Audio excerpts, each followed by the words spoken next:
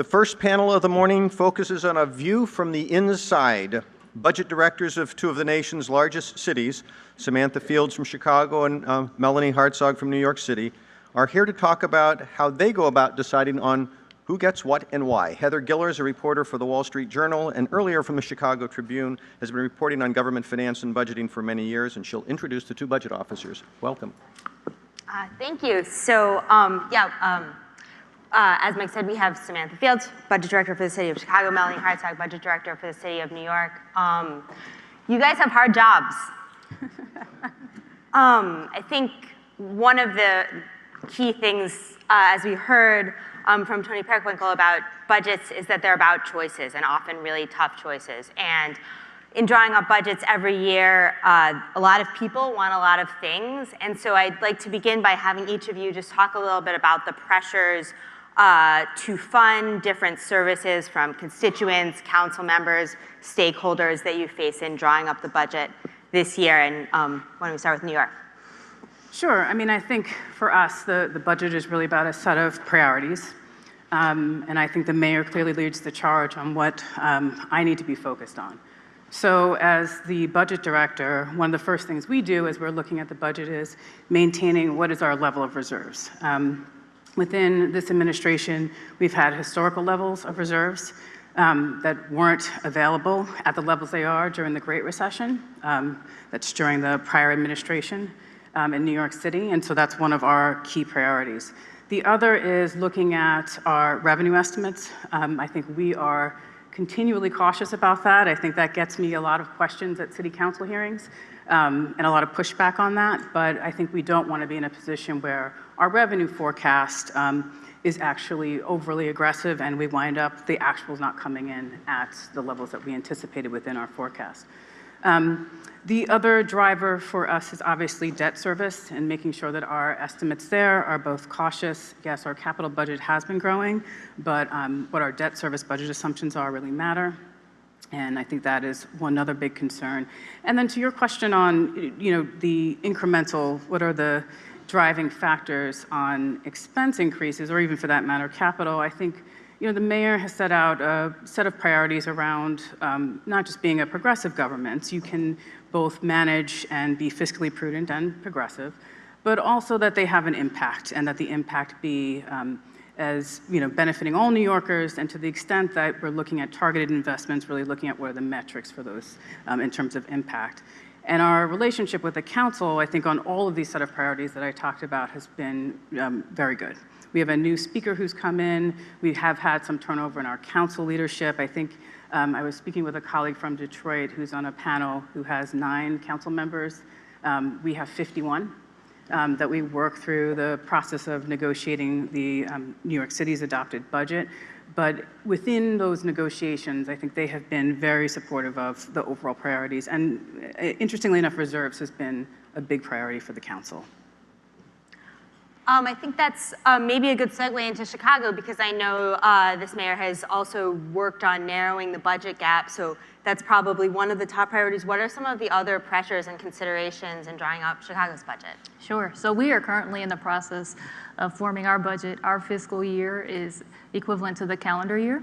So what we do is we've done a zero-based budgeting. We ask our departments to look at the mandates they have that are given to them through either statute or through some of their contractual obligations.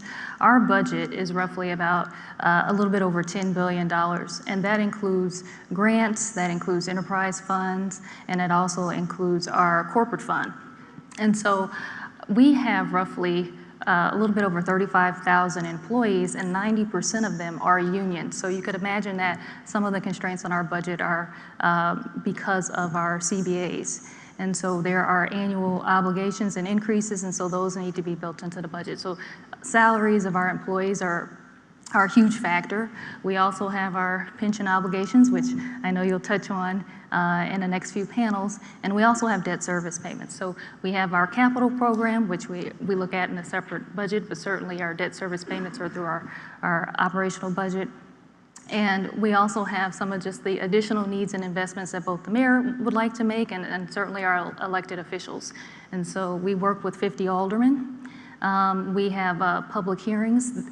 They have morphed. Some of you who may have been familiar with some of the public hearings during the Daley administration, he regularly went out annually and had 3 hearings throughout the city and had a line of all of his commissioners and gave the public an opportunity to comment on the budget and other issues. And our form of public hearings under this administration have changed a bit, and they're largely done by the city council members downtown. And there are occasions where some of the caucus members or individual aldermen may have public hearings in their wards. So we try to have a lot of engagement. I think people are aware of our budget schedule, so we may have various interest groups that come in and talk to us about lobby against raising taxes against their particular industries, but we certainly have feedback from various groups, whether it be some of our third-party vendors or our third-party partners that help with homeless shelters, or it could be some of the industries downtown that may be impacted by a property tax increase or a water sewer increase. So we have various interest groups that touch base with us. Yeah, I mean, you named a few right there. Public workers obviously are a powerful force. Advocates for people who are less fortunate, commercial, downtown commercial interests. I mean, I'm sure that those are constituencies that you deal with as well. So knowing that there's not an unlimited amount of money, how do you balance each of those different interests, and what are maybe some examples of how those pressures have worked out and been manifested themselves in the budget? Sure. I mean, I think just for context, just hearing Sam talk about the budget, and maybe it's just to give a little bit of order of magnitude of what New York City's yeah, budget you have is. different responsibilities in a lot of ways. So our fiscal year actually runs from July through June. As part of the fiscal crisis that happened in the 70s, we are under the Financial Control Board still. So we have to essentially balance our budget for the upcoming fiscal year. So for example, we have to balance fiscal year's 20 budget, which begins in July, by January of calendar year 2019. So that process starts now of actually beginning to balance the budget. And I think I said we update our budget quarterly. Fiscal year 19's budget is $89.16 billion. In total funds. That includes city tax levy dollars and state and federal funding. The budget, in terms of what the main drivers are essentially labor. When the Mayor de Blasio came into office in his first term, all of the collective bargaining contracts had expired for some time. And when he came in, it was a priority to settle those contracts. And I think from a financial management perspective, it really gives a sense of continuity, knowing what those costs will be, and not having such an outstanding liability. And so those contracts were settled. Within those settlements, and I think we'll talk about this a little later when we get to long-term liabilities, but they do include significant healthcare savings to offset the cost of the labor settlements. But I'm sure you can imagine for those contracts that had not been negotiated for some time, there was a pretty significant amount that was retroactive and for multiple years and obviously going forward. So that's a big driver of some of the growth in our budget overall. The second is debt service and then education, which has been a priority of our administration to invest. So to get to your point about competing priorities, there's obviously what gets picked up in terms of the press, but I always say as budget director, there's not a lot of room in our budget for discretionary initiatives. I think a lot of our growth is in the things that I just mentioned, which obviously are ongoing costs that we incur. There's the cost of doing business. I always bring up the example with City Council of we have a charter mandate around snow. It is built into our budget, it's formula driven, it drives some of the cost, and every year that increases. So there's a lot of that going into our budget and our planning that in terms of the room for competition on what is essentially discretionary is very limited. No, it's interesting. I mean, we talked about how budgets are about choices, but some of those choices have been made for both of you already. So thanks for bringing that up. I mean, those are really important pressures. And also, Mel, you mentioned education, and that's a good time to talk about how different some of your responsibilities are. I mean, you heard that New York City's budget is around 90 billion, whereas Chicago's is around 10, right? But that's because Chicago Public Schools is a whole separate entity. Chicago Housing Authority, Chicago. Absolutely. Absolutely. So we don't have, under our budgets, we have the departments within the city. So we do not have other government entities such as the Chicago Housing Authority, the Transit Authority, the Park District, CPS. They are separate entities, they have separate boards, and they actually have separate taxing authority. So they are not under our budget. Now that does not mean sometimes you will see some grants that have been given to some of these sister agencies. However, they are not under our budget. So that accounts for the difference in the. Well, just to chime in as well, the Metropolitan Transit Authority, MTA, I'm sure for anyone who's been following anything in New York, you've heard a lot about the MTA. And some of the challenges there, they are not under the mayor's control, but we do make a contribution in addition to dedicated taxes to support the MTA. We actually subsidize about $2 billion in operating for the MTA, and then there's our capital commitment as well that we actually make in our capital budget towards the MTA, New York City Transit Authority. And that's a good jumping off point to talk a bit about infrastructure, which is something you both have to deal with, can't avoid. Large cities, obviously, the infrastructure needs constant upkeep through and rebuilding through a mix of operations and debt. So how do you keep from having that just, like eat the whole budget? So we have, this actually gives me a nice opportunity to talk about the state impacts on our budget as well. So our capital budget is separate from our operational budget, and we do utilize a number of things. Our debt service accounts for a lot of our capital, and we have, under the new state administration, as everyone is well aware, we've had an impasse for several years with the state budget, and that has had a detrimental impact on our capital budget. We receive a lot of, the Chicago Department of Transportation receives a lot of grants from both the federal government and the state. We do get a few grants from the county for some of our capital projects. And so you can imagine with the impasse, we had to make some important choices about how we would leverage some of our existing dollars or our local dollars with some of the federal matches because we were missing some of the match money that we would normally get from the state and other grants. And so we have, some of our departments are under enterprise funds. So what that means is that they are self-sustaining departments. Whatever fees are paid into that department sustain the operations of that department. And those include our Department of Water Management and our Department of Aviation. And so some of those capital dollars or some of those dollars that are accrue in those enterprise funds are leveraged for capital projects for water sewer programs and for the aviation programs. So we have a few sources of revenues for some of our capital programs.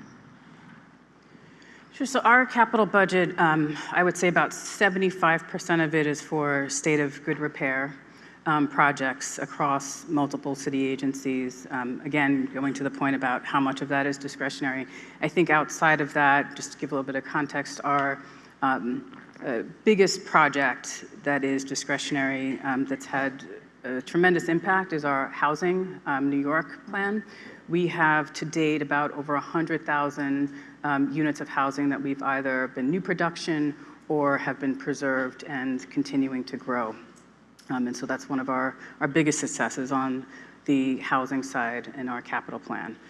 What can I say about our capital budget? I have been very focused, as is the City Council, which is great to have this partnership on really working to your point about savings, get better at pre-scoping and planning around projects. I think oftentimes, especially for big infrastructure projects, think of transportation having to go in and, street resurfacing, lane resurfacing is one thing. When you're going in, digging into the streets, you don't know that infrastructure is aging, what you're going to get.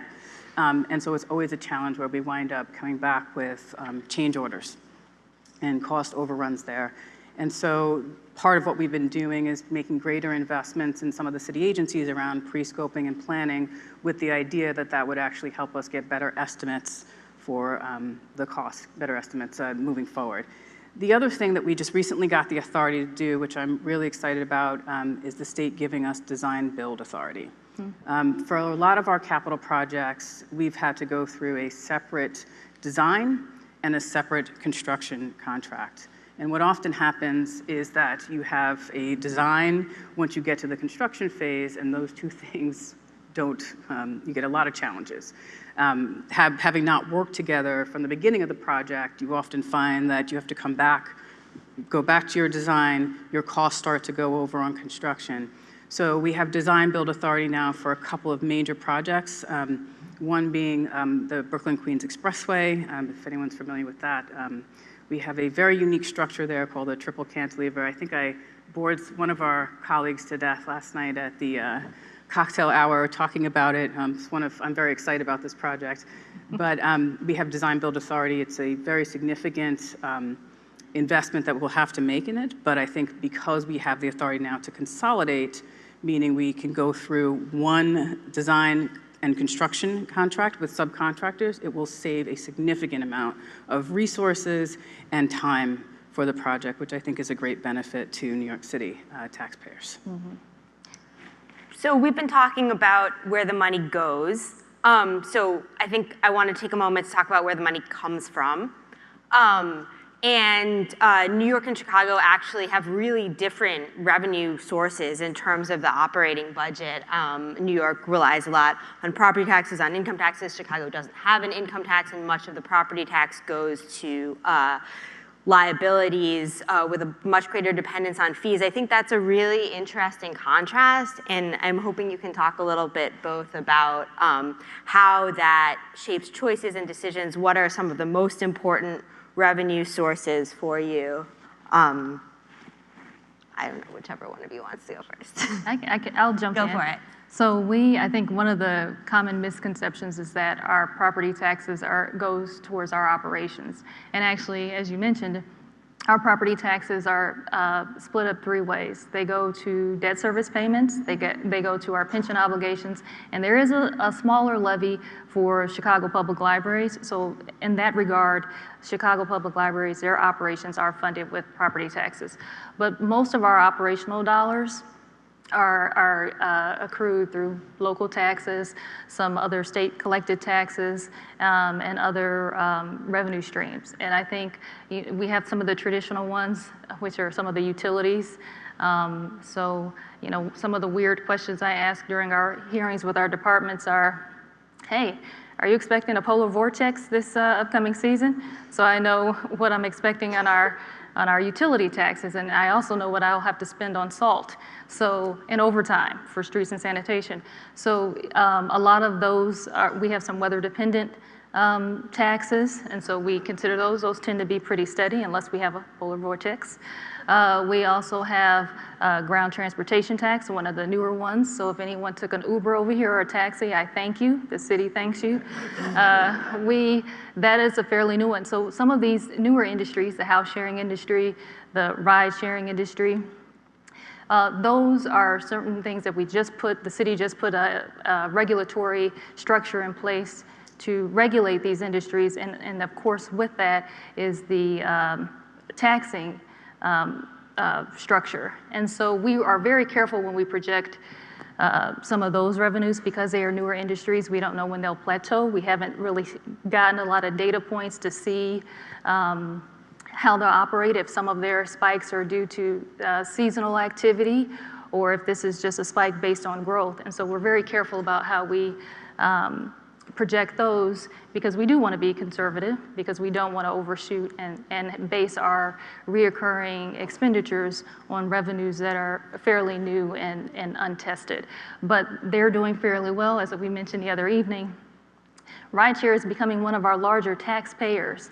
And what we do, our revenue streams are fairly diverse so that we don't have to rely on just one industry. Just in case there's a change in industries or there's a change in weather or whatever, we aren't troubled. Our budget doesn't have a detrimental impact and isn't too impacted by any of those changes. So we have some other state collected funds, and as of the last couple of years, we've had some changes under this administration, under the state administration, to some of our state funding. So our local government distributive fund, which is a portion of the income tax that's formula based, we've had some changes with that. We've had some other changes with some of those state funding where the state decided to divert some of those funds to community colleges. So we keep a close eye on those things, and we try not to have an over reluctance on them, but we make sure that we have a diverse number of revenues so that we can maintain our services without any huge impacts. Yeah, thank you for mentioning also state and federal funding also plays a role. So Mel, tell us a bit about how that picture looks in New York City. Sure. So just in terms of our total revenue, obviously property tax makes up a considerable amount of the revenues coming in. And you would think that the next revenue source would actually be personal income tax, but it's actually state and federal funding. If you looked overall at taxes coming in, you would see property tax being the top, followed by a personal income tax. And if you grouped, let's say, sales and unincorporated and general corporate taxes, that would be the third grouping. But in total funding, actually, it's state and federal funding is the second in terms of size of what our total revenue sources are. And surprisingly, within that, it's actually state is larger than federal funding. If you just take a snapshot of fiscal year 19's budget, for instance. And that is driven largely by state education aid. But we surprisingly had a very difficult year, a very challenging state budget, where we were presented with about $700 million of cuts and cost shifts in the governor's executive budget, going back to the beginning of this calendar year. So we were very concerned. I think it was over at the time the state enacted the budget, about $500 million in cuts and cost shifts actually came to New York City. And at the same time, what helped us be able to offset those cuts and cost shifts was a growth in our personal income tax that we did not anticipate. And it was actually about $1.3 billion above what our adopted budget forecast was for personal income tax. And in fact, $2.3 billion in total compared to the last fiscal year. So that was a significant growth in our personal income tax. It was largely one time. It had to do with three factors. One was Wall Street bonuses higher than anticipated. And two, I think are two factors, one of which will still be, and I think we'll all be talking about for some time, is the Trump tax bill. And the repatriation of funds, so overseas funds coming back into the city and state. And then the other was related to an Obama tax change that came in. It was the last year in which hedge fund managers could repatriate funds. So those two were very unanticipated for us. That yielded a significant amount of personal income tax revenues for us. The conservative revenue estimating paid off. So another key issue that has come up a bit, I think, already, and not by coincidence, because it's something that's constantly on the minds of budget directors, is long-term liabilities. And there's a whole nother panel on pensions later, so I don't want to steal their thunder, but we can mention that briefly and also talk about some of the other long-term liabilities cities face. Some workers have been promised health care after they retire. That's a liability. Also, of course, we have bond debt, and there are many streams of bond debt. They're backed by different revenue streams, and that helps cities embark on some of their bigger projects, but also is a management task in the long term. So if you could both talk a bit about how you manage those responsibilities. So just on our bonding and our capital program, I will say for us, the benchmark is that, when we think about our debt service, it shouldn't be more than 15% of our total city revenues on any given year, and we are well below that benchmark. And then I think the other piece that I mentioned as well is when we think about our capital program, trying to eke out as many savings as we can on that front and actually reduce what our actual spending is on capital projects is a goal. And in this past year, we actually took down, I want to say it was about $6 billion in rescindments of projects, just really trying to be aggressive about really right-sizing our capital budget and our plan. Long-term liabilities outside of that. So pensions, we actually have a mandate to fully fund our pension liability by 2034. It is, I think, around a little over $50 billion. We make annual contributions as per our actuary to that. Fiscal year 19 will be about $9.5 billion, half of which is towards that unfunded liability. And so I think we are very confident on that front. On the retiree side, there's two ways that we're tackling this. So the first is we have the Retiree Health Trust Fund that is funded at $4.35 billion and continues to grow each year.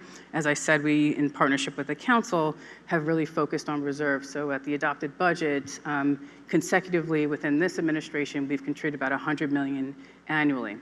The second way that we're looking at this is, I mentioned before, the collective bargaining agreement. So as part of both what was settled and recently announced for the largest municipal workforce, our local DC 37, we announced as part of that healthcare savings.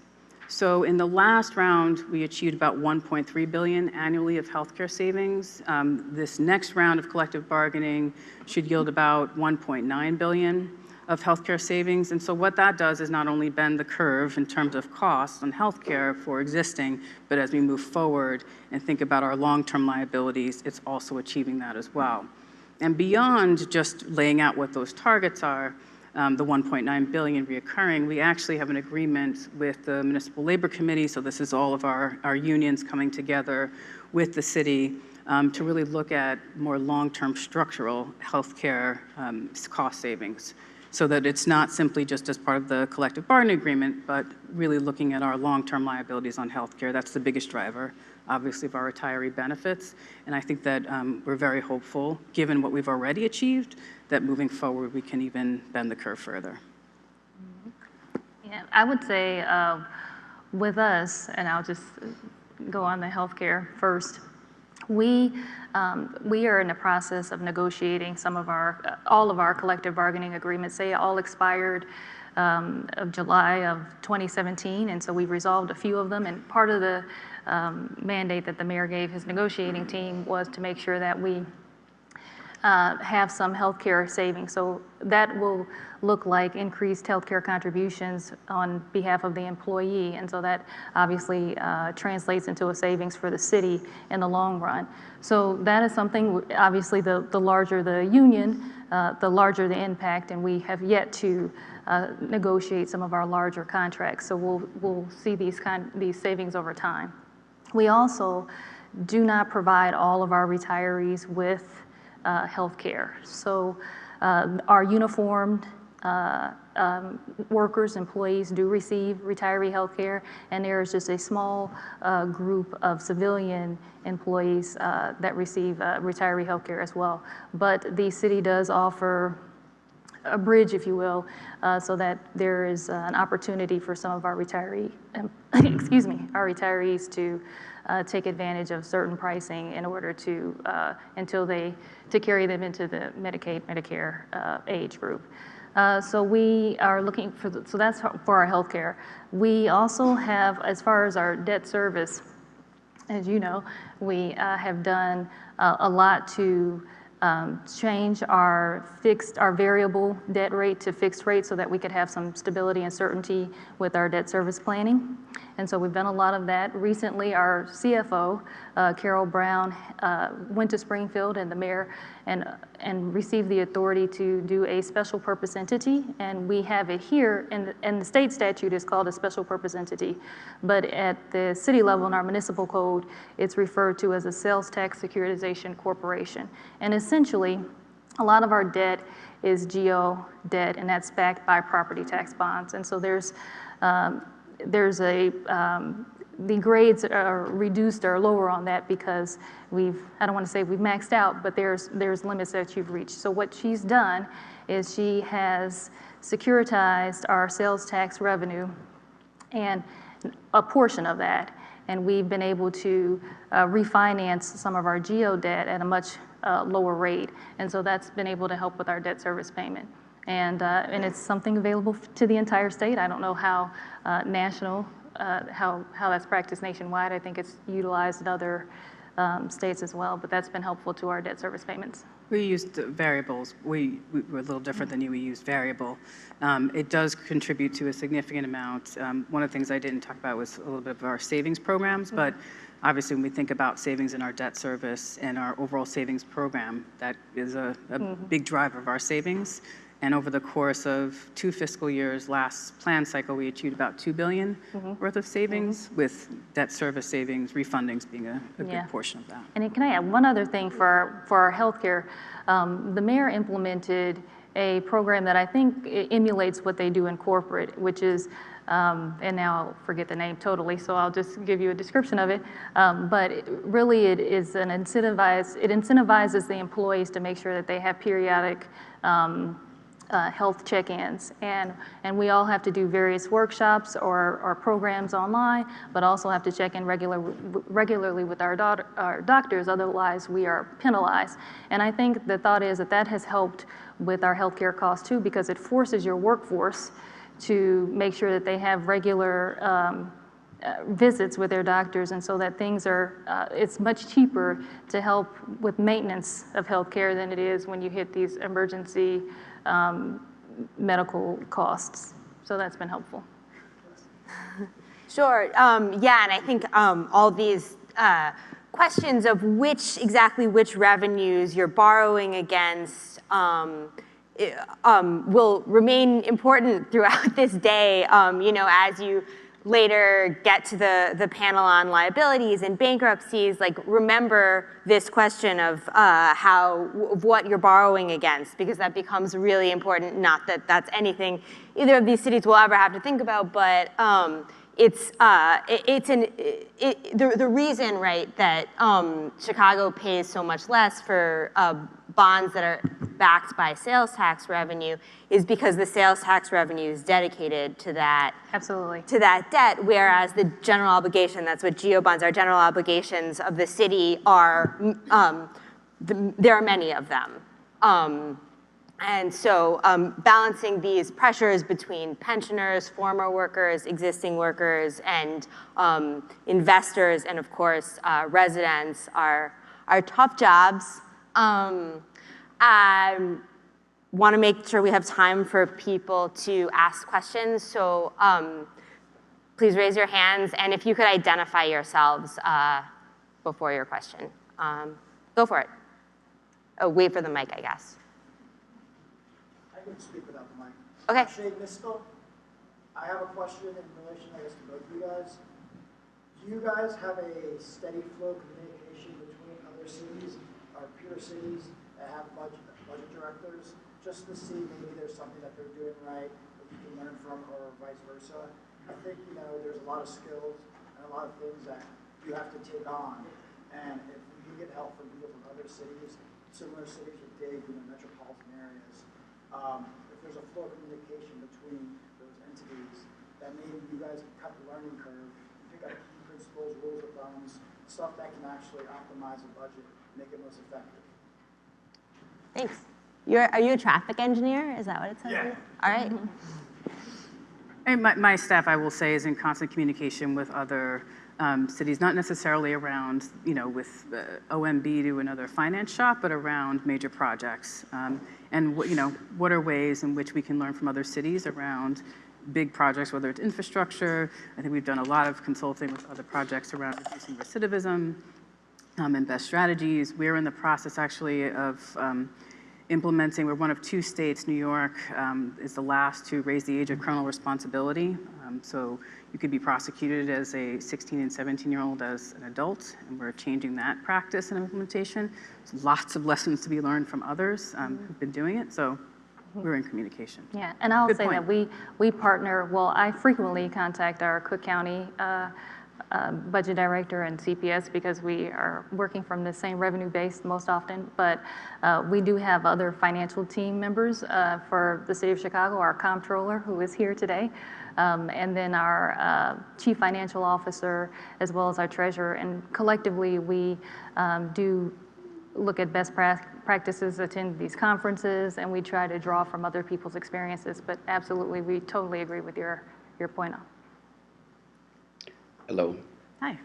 Yes, my name is Ed Backrack, and my question is directed to Ms. Hartzog. Can you tell us who you are, too? Yes, I am the founder of the Center for Pension Integrity, and I've written a book about the governance structure in the city of Chicago. So my question is regarding governance structure and practices in New York.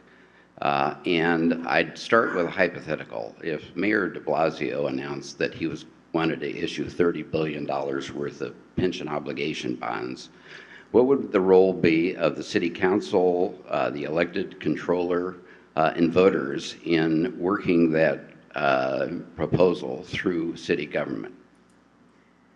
Well, I don't know if there'll be any instance where the mayor would talk about, at this point, $30 billion on that front.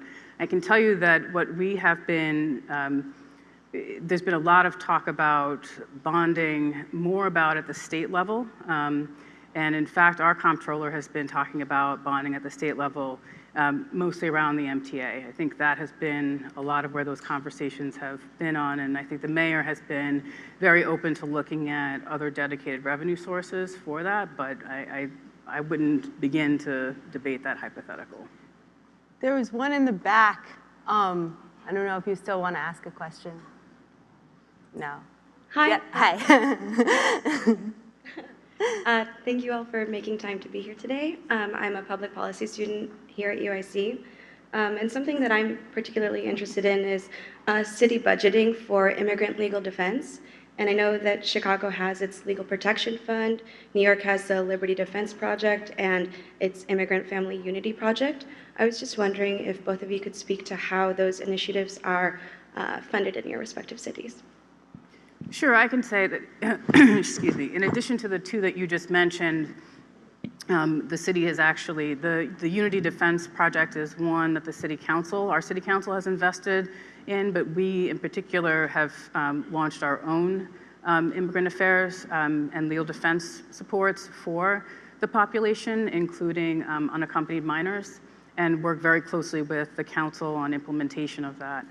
It's a priority of the mayors, and definitely our Mayor's Office of Immigrant Affairs also has a number of different resources that they have invested in support of the community. And so as you may already know, we fund it through our operational dollars. We use the money, we send the money through as grants through some of our existing contractors, and hopefully they could leverage some of their additional resources for some of their outreach. But we thought it was very important to make sure that there were people in the community that would be able to interface with that population more frequently and to the comfort level of some of those undocumented, some of our citizens.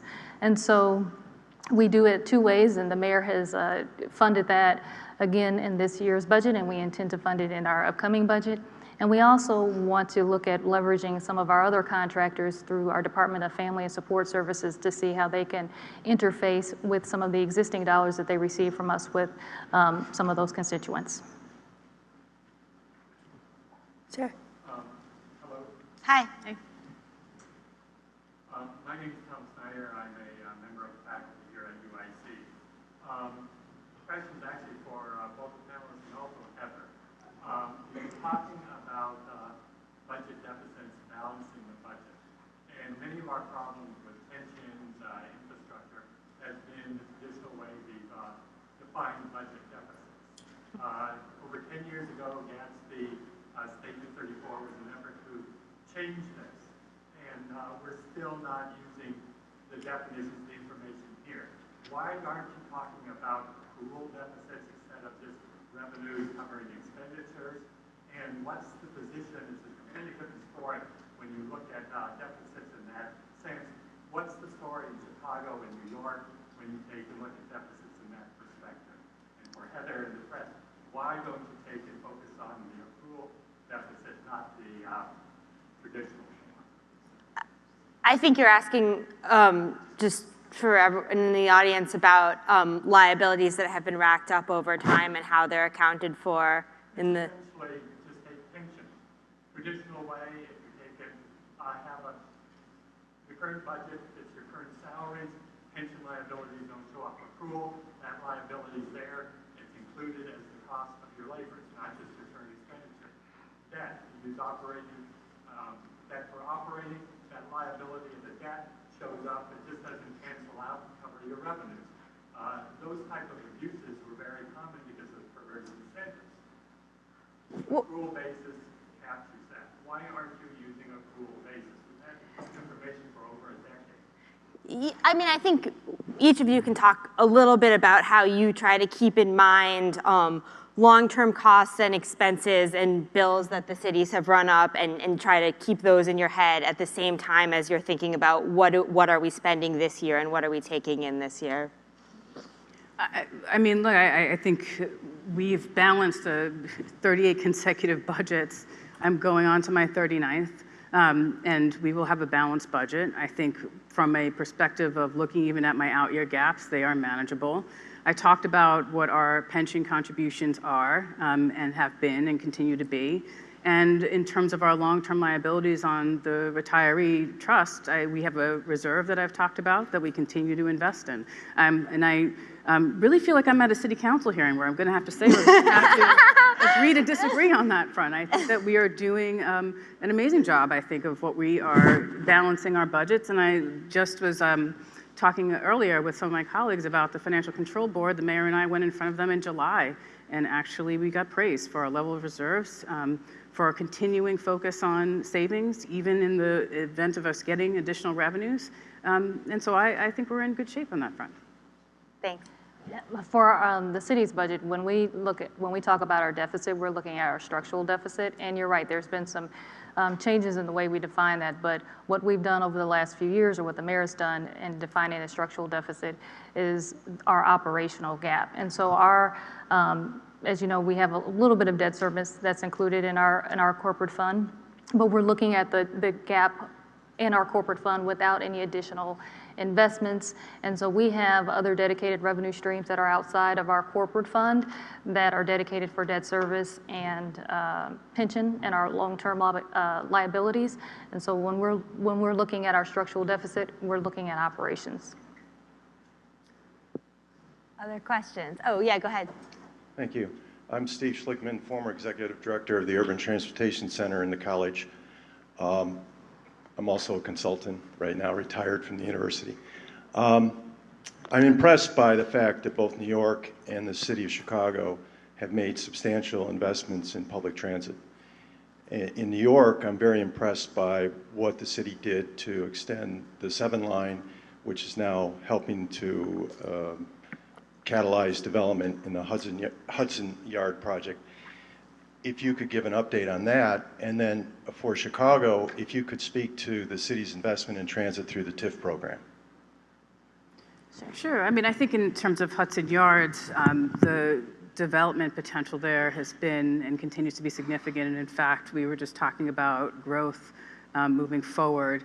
And the next phase of that work, which is around building out the parks there. I think a broader point I would make, just in relation to transportation, is we have been very open to having conversations with the state around value capture and how that can be a worthwhile partnership between the city and state to actually invest in transportation. I think the challenge had become in the last state budget, the governor's executive budget proposal actually legislated value capture as part of a way to finance the MTA.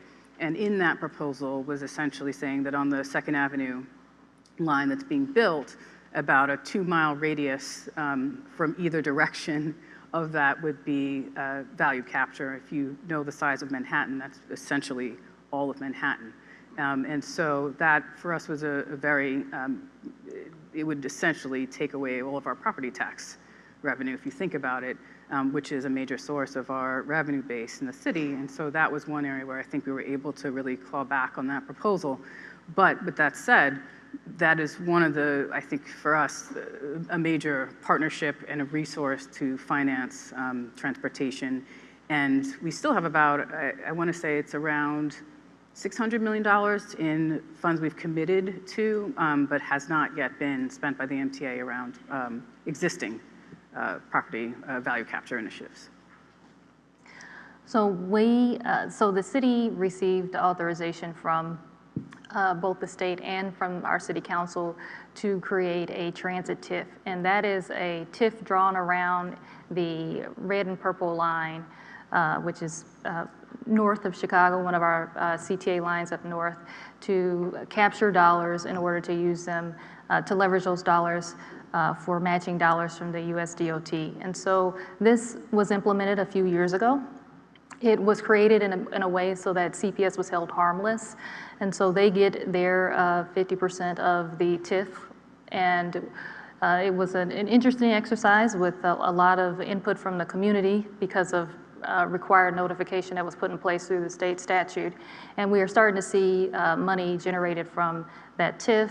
The CTA and the city both worked collaboratively to make sure that they got their application in prior to the Obama administration leaving. And so I think we'll start to see some of the capital from that and revenues from that fairly soon. Oh, go ahead. Hi, good morning. My name is Paulina Martinez, and my question is for Ms. Fields. You talked about the savings with the health services that you've offered your employees through penalizations, to use the words that you used, for not, I guess, taking preventive care of themselves. Can you talk a little more about what those penalizations were, and maybe provide us with a ballpark percentage or amount of how much you've saved since this practice have been put into place, and for how long you've been doing it?